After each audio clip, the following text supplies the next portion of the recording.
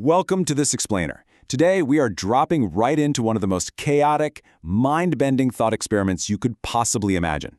Just picture this for a second. What if, in a single instant, every single form of currency on Earth completely vanished? I mean, no dollars, no euros, no bank accounts, no stock markets. Poof, gone.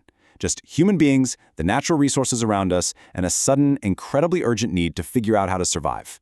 It is a wild scenario, but honestly, it's one that forces us to question absolutely everything about how our modern world operates. So imagine this. You've just finished a super long day at work. Your stomach is totally growling, so you stop by the grocery store. You grab a loaf of bread, a carton of eggs, maybe some snacks. You head up to the checkout, the cashier scans your items, looks up, smiles, and says, "All right, that'll be one goat." You laugh, right? But he is completely serious. You're like, "I don't own a goat." And the cashier just shrugs and replies, "Well, that's okay, we're currently accepting 2 chickens." You instinctively pull out your wallet, but your credit cards? Completely worthless. Apple Pay? Useless. You'd be desperately looking around wondering, what do I actually own that someone else even wants? And you know, this perfectly captures the sheer absurdity of trying to barter in our highly complex modern society. If we look at how people predict this exact scenario would play out, like in a massive Reddit discussion on this topic, the reactions are incredibly visceral. Many users immediately jump straight to a Mad Max scenario, predicting complete societal collapse, global starvation, and unprecedented chaos as our massive supply chains just grind to an absolute halt. Others argue that human nature would just kick in, and we would immediately reinvent a brand new currency out of sheer necessity. Some believe we'd be forced back into trading service for service, like unclogging a neighbor's drain just to get a loaf of bread. But almost everyone agrees on one thing. Without a medium of exchange, things get incredibly complicated, incredibly fast. And the main reason for this complication comes down to a fundamental economic concept known as the double coincidence of wants. Basically, this is the highly unlikely situation where 2 people each possess exactly what the other desires to trade at the exact same time.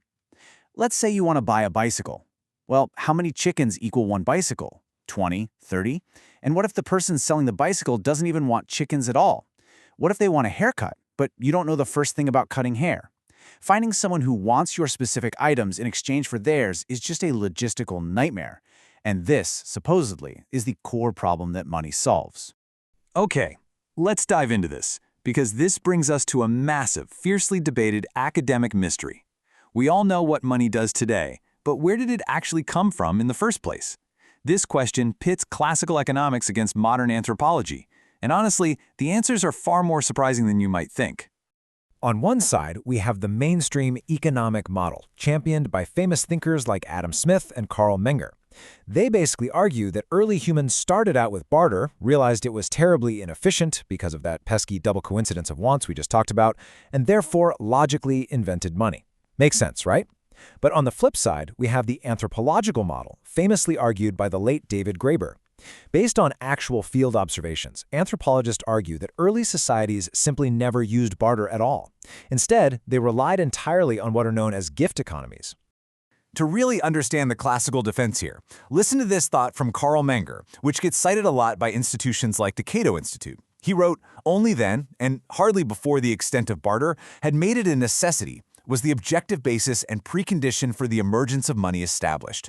So the economic argument is essentially that humans are naturally calculating traders, and money was just a necessary, inevitable technological upgrade to a primitive, clunky barter system. But here is where we completely pull the rug out. According to anthropologist David Graeber and Cambridge professor Caroline Humphrey, if you look at the actual historical and ethnographic record for communities operating purely on barter, the number is exactly 0%. Yep, 0. There is absolutely no documented historical case of a pure barter economy, let alone one that organically evolved into a monetary system. So, if they weren't bartering, how on earth did early humans survive? Well, they functioned through communal sharing, or gift economies. Imagine complimenting your neighbor's new power drill, and they just smile and hand it over to you as a gift, just like that. But in doing so, you now owe them a favor down the line. Back in early human settlements, there was no exact mathematical exchange, no immediate spot transactions. Instead, they operated on this very broad system of non-enumerated credits and debts, guided by a general social ranking of goods. These systems didn't rely on cold, calculated trades at all. They relied on incredibly strong community bonds, trust, and absolute interdependency.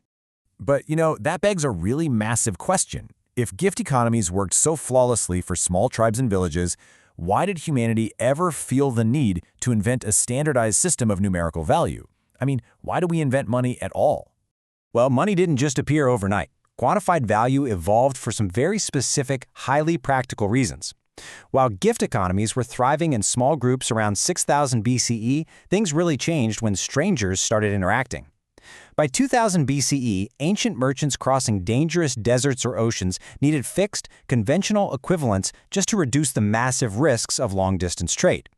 Then, by 800 CE, we see early medieval barbarian law codes in places like Ireland and Wales creating these elaborate pricing systems, not for buying goods in a market, but to precisely quantify legal damages and insults to a person's honor.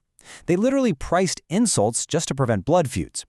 And skipping way ahead to 1940, we see human nature organically reinventing money all over again in World War II prisoner of war camps. And this brilliantly illustrates the real origin of currency. Inside these POW camps, prisoners from all sorts of different countries tried to barter their daily rations, trading jam for bread or maybe tea for butter. But very quickly, finding exact trades became far, far too complicated. Without any government, without banks, or any official rules, cigarettes naturally emerged as a universal currency. Even non-smokers accepted them. Why? Because they were durable, they were easy to count, and most importantly, they were trusted. It shows that whenever trade between unconnected people gets complex enough, humans naturally reinvent a system of money. Which brings us right to the present. Today, money solves logistical nightmares that would absolutely paralyze modern civilization. For one, it preserves wealth. Try saving for retirement in potatoes. They are going to rot by winter. Money stores that value securely for the future. It also allows for business investments. Honestly, who is going to loan you 500 kilograms of wheat and 3 cows to start a bakery in a barter system? It just wouldn't happen. Plus, it coordinates massive, faceless global supply chains. And finally, it replaces endless, exhausting daily negotiations with one simple, universal language: price. However, modern philosophers and economists are quick to point out that this immense convenience we enjoy, it definitely doesn't come for free. There's a growing focus on the profound social and ecological costs of our current financial system. Philosopher Charles Eisenstein argues this beautifully, stating, "The monetized life is a life that separates people from community and from nature, channeling our interdependency through an anonymous medium." The core argument here is that money creates this false illusion of independence. Because we can simply buy whatever we need from complete strangers, we become entirely disconnected from the people who produce our goods, from our local neighbors, and ultimately from the environment that sustains us. In his book Dark Optimism, Mark Boyle outlines the really severe side effects of this monetary culture. Because we're so disconnected from the production of our goods, extreme waste just becomes the norm. The system also breeds this constant, gnawing anxiety focused on paying off past debts and securing our future, which totally keeps us from living in the present. Think about it. How much of your own daily stress is tied purely to numbers on a screen in a bank account? It inherently creates gross inequality as people hoard wealth. And perhaps most tragically, it leads to a massive loss of genuine community sharing. Assigning a literal price tag to everything turns us into isolated consumers rather than active, interdependent participants in life. So, if our current system has such deep-rooted flaws, what are the alternatives?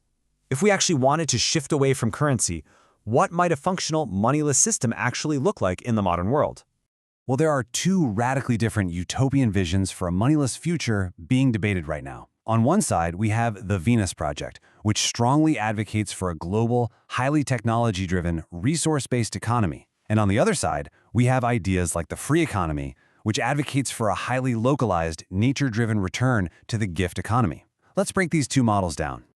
The crucial point of Jacques Fresco's Venus Project is that it's an incredibly futuristic model. First, they propose declaring all of Earth's resources a common heritage to all inhabitants. No borders, no private ownership of natural resources. From there, we would utilize advanced technology, computerization, and massive automation to manage manufacturing and global inventory entirely without human labor. The ultimate goal here is that by overcoming scarcity through extreme technological efficiency, we could theoretically provide a very high standard of living for absolutely everyone, entirely outgrowing the artificial rationing system of money and debt. Conversely, Mark Boyle's vision of the local free economy takes a much more immediate, grassroots approach. Instead of waiting for some global technological revolution to save us, this model starts right now, right in your neighborhood. It involves unconditionally sharing your time, your skills, and your tools with your local community. It means procuring materials within walking distance, actively decreasing your personal desires and bills, and basically replacing the safety net of financial insurance with the strong, unbreakable bonds of community trust. It is all about rebuilding interdependency by freely sharing labor without ever expecting exact formal exchanges. Which leaves us with this final, genuinely profound question. Is currency the essential tool required for human civilization to survive and thrive? Or has it secretly become our ultimate master, acting as a barrier to a more connected, meaningful human experience? It's a massive, fascinating question to ponder the next time you tap your card at the store. Thanks for joining this explainer, and as always, keep questioning the world around you.